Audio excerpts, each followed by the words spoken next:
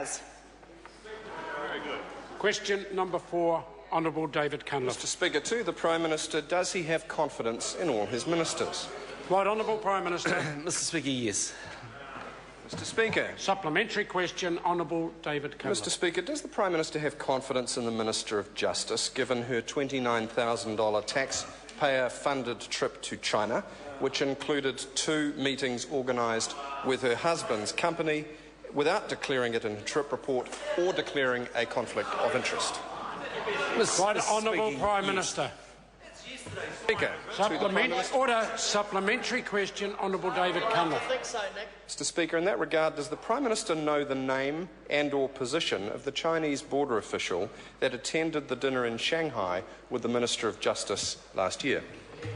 Right Honourable Prime Minister. Speaker, I don't know the name off the top of my head, but I've seen the name in the report. Mr Speaker. Supplementary question, Honourable David Cunliffe. Mr Speaker, does the Prime Minister have confidence in a minister who regarded a $56,000 or described a $56,000 donation to the National Party as being for a charity? Close quote. Right Honourable Prime Minister. Don't think any minister's done that. Mr Speaker. Supplementary question, Honourable David Cunliffe. Mr Speaker, does he stand by his statement that, and I quote, "If Mr .com could prove Mr Banks was not telling the truth, I think we all know what the consequences of that are. That would be that Mr Banks has lied to my office and that no minister can enjoy my confidence if they lie to me. But there is no evidence to prove that. And that Mr Banks gave his assurance that he was not aware that Mr .com had made the donation to his mayoral campaign." Right Honourable Prime Minister. Mr Speaker, I hate to break it to the member, but Mr Banks is no longer a minister, just in the same way that member's very soon no longer going to be leader of the Labour Party. Order. Mr. Supplementary question, Honourable David Cunliffe. Mr Speaker, would the minister consider it possible to reappoint Mr Banks as a minister, given the judge's ruling released yesterday says about Mr Banks' comments about Mr .com that, quote, "I wanted him to make it, and I told him he could make it anonymous.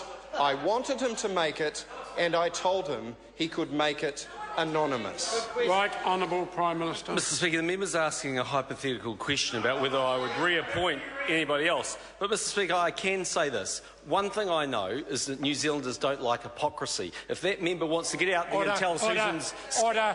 Order. That answer now will not help the order of the House.